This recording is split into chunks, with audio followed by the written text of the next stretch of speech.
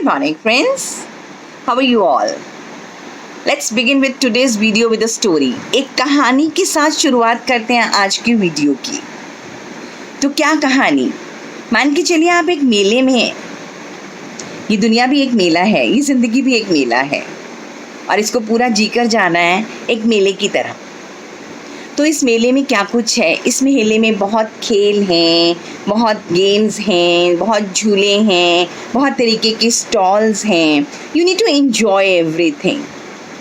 तो आप मेले में जब घुसते हैं तो आप एक टिकट लेते हैं। टिकट आपने गेम्स की ले ली, ठीक है? तो आपने वो टिकट गेम्स की ले ली, लेकिन जितनी की भी टिकट्स ली उसको आपने पूरे में यूज़ करना है, पूरे मेले के दौरान।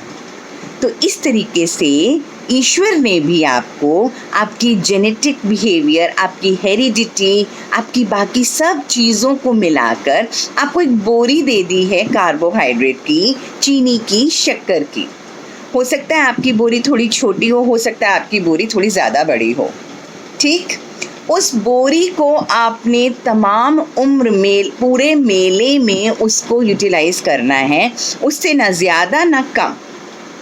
अगर आप उससे ज़्यादा बढ़ेंगे तो आप अपनी शुगर लेवल्स बढ़ा लेंगे। शुगर लेवल्स बढ़ा लेंगे तो आप डायबिटीज़ से ग्रसित हो जाएंगे, ठीक? तो आपको उस चीज़ को उतना ही यूज़ करना है। हो सकता है आपकी हेरिडिटी के हिसाब से आपको कम शुगर ही यूज़ करनी है। हो सकता है कि आपकी फैमिली हिस्ट्री है शुगर की, तो आपको बहुत जल्दी ये डायबिटीज़ की बीमारी हो सकती है, तो उसके चलते आपकी शुगर, तो आपकी बोरी थोड़ी भगवान ने छोटी दी होगी। तो भगवान जी ने जो दिया है ना, उसको समझ के चलिए, वो हमारे को समझ के और संभल के यूज़ करने के लिए दिया है। ही इज़ द बेस्ट जज and he knows what has to be given to us and he has given us that thing. I do not know कि ये जो समन्वय किया है मैंने मेला, गेम और चीनी की बोरी का, ये कितने हद तक सही है। देखिए, शुरुआत में जब आप मेले में घुसते हैं तो अपने गेम्स को बड़ी तेज़ी से खेलते हैं, मैं ये भी खेलूँ, मैं वो भी खेलूँ, बिकॉज़ बहुत एंथू होता है।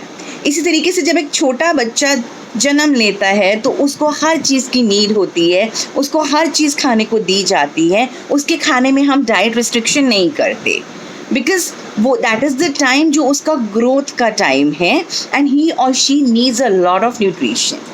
बट एज़ वी ग्रो, जैसे जैसे हम बढ़ते हैं, 30 के पार होने के बाद क्या कहा जाता है? अपनी बोरी को थोड़ा हल्का यूज़ कीजिए, थोड़ा कम यूज़ कीजिए, बिकॉज़ उतनी यूज़ की अब ज़रूरत नहीं है। अब डाइट को रिस्ट्रिक्ट करने की ज़रूरत आ गई है।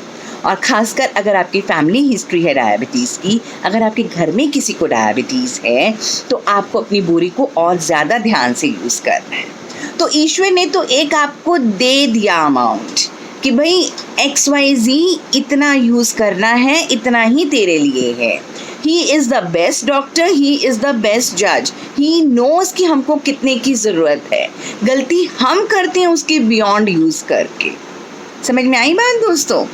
तो फिर आज आपको इसी के बारे में बताऊंगी डॉक्टर सीमा शाही इन हर channel doctor Seema's made talks. आखिर तक वीडियो देखें प्लीज़, अच्छा लगे तो सब्सक्राइब भी कीजिए। तो डायबिटिक्स को किन चीज़ों का ध्यान रखना चाहिए? देखिए, जो लोग डायबिटिक हैं उनको पहले तो अपनी बोरी को बहुत ध्यान से इस्तेमाल करना चाहिए, और डायबिटिक ना हो इसलिए भी बहुत संभल के शुगर्स यूज़ करने चाहिए। शुगर से मेरा मतलब टोटल कार्बोहाइड्रेट है, इट्स नॉट ओनली मीठी चीनी। समझ में आई दोस्तों? Because any carbohydrate when it gets broken down it will get converted into glucose and this is the glucose. ये वही ग्लूकोज है जो आपको एनर्जी देता है, जिससे कि आप काम कर सकते हैं। तो शुगर से मेरा मतलब किसी भी तरीके के कार्बोहाइड्रेट फूड से है। तो जो डायबिटिक्स हैं उनको किन किन चीज़ों का ध्यान रखना चाहिए? देखिए, सबसे पहले एक हेल्दी डाइट लें, एक हेल्दी और एक कंप्लीट मील लीजिए, ठीक? एक अच्छी फिज़िकल एक्सरसाइज का रूटीन बनाइए हर दिन। मतलब चाहे आप कुछ भी करें, चाहे आप वॉक करें, चाहे आप योगा जाएं, अपने शरीर की मांसपेशियों के अनुसार, अपनी एज के अनुसार आप जो कर सकते हैं उस चीज़ को आप प्लीज़ कीजिए, ठीक? और ये जो अनहेल्दी वेट है ना, इसको दूर रखने की कोशिश कीजिए खुद से, ठीक? अपने डॉक्टर से अपॉइंटमेंट रेगुलरली लीजिए, बिकॉज़ आपके डॉक्टर को अगर आप हर 4-6 महीने में मिलते रहेंगे तो उनको मालूम है कि वो डायबिटीज़ से होने वाली कॉम्प्लिकेशन से आपको किस तरीके से बचा सकते हैं। हो सकता है वो हर 4-6 महीने में आपकी कुछ टेस्ट करवाना चाहें, जैसे कि लिपिड प्रोफाइल, ब्लड प्रेशर देखना, कोलेस्ट्रॉल लेवल्स चेक करना, किडनी फंक्शन देखना, आपकी आँखों का चेकअप करना। बिकॉज़ होता क्या है ना कि डायबिटिक्स को साथ साथ ब्लड प्रेशर भी बढ़ने लगता है, साथ साथ कोलेस्ट्रॉल लेवल्स भी बढ़ने लगते हैं। तो इन सब पर चेक रखना बहुत ज़्यादा ज़रूरी होता है, और अगर आप अपने डॉक्टर से रेगुलरली नहीं मिलेंगे तो आपको नहीं पता चलेगा कि आपकी बॉडी किस तरफ जा रही है। तो ये सब चीज़ें करनी बहुत ज़रूरी हैं। अपनी शुगर मॉनिटरिंग करनी बहुत ज़रूरी है। रेगुलर अपनी शुगर को मॉनिटर कीजिए, और अगर वो फ्लक्चुएट हो रही है या अगर वो बढ़ रही है या वो घट भी रही है तो डू इन्फॉर्म योर डॉक्टर। ही और शी विल एडवाइस यू कि आगे आपको क्या करना चाहिए, क्या दवाइयों में कुछ चेंज करनी पड़ेगी या जो भी कुछ करना पड़ेगा, या खान पीन में थोड़ी सी चेंज करनी पड़ेगी, तो आपके डॉक्टर आपको वो सारी चीज़ की एडवाइस देंगे।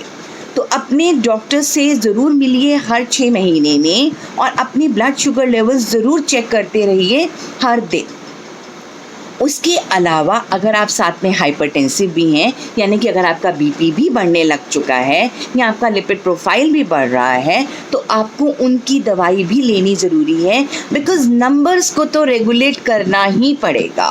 बीपी को 120/80 पर लाना ही पड़ेगा, अदरवाइज़ दोनों चीज़ें शुगर और बीपी मिलकर आपके हार्ट पर अटैक डाल सकती हैं। तो इसलिए इन चीज़ों पर बहुत ध्यान रखना है।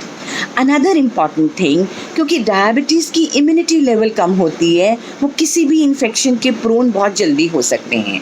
अगर डेंटल देखा जाए तो उनके गम्स में इन्फेक्शन बहुत ज़्यादा आ सकता है, तो हर 6 महीने में आपको अपने डेंटिस्ट के पास भी एक विज़िट करनी बहुत ज़रूरी है।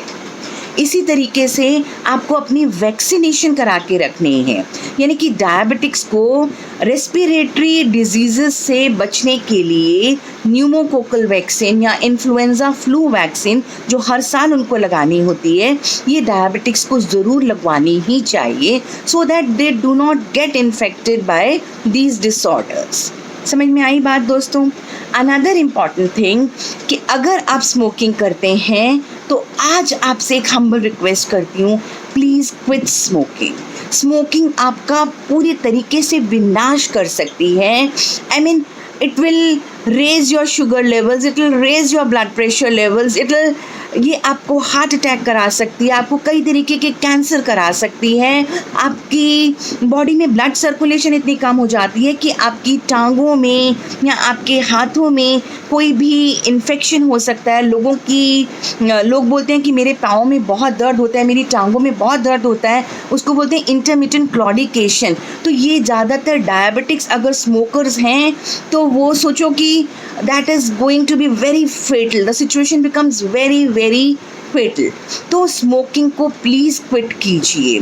ठीक, आप अगर अल्कोहल लेते हैं तो प्लीज़ उसको मॉडरेट अमाउंट में लीजिए, बिकॉज़ अल्कोहल आपके शुगर लेवल्स को बिल्कुल फ्लक्चुएट कर सकता है, आपके ब्लड प्रेशर को बढ़ा सकता है।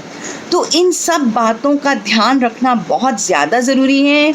इसके लिए स्क्रीनिंग होनी चाहिए ब्लड शुगर लेवल्स की। देखिए, जीत जाएंगे हम अगर इन सब बातों का ख्याल रखेंगे। तो इन सब बातों का ख्याल रखना बहुत ज़्यादा ज़रूरी है, और डायबिटीज़ से जीतना बहुत ज़्यादा ज़रूरी है। So thank you very much, thanks a lot.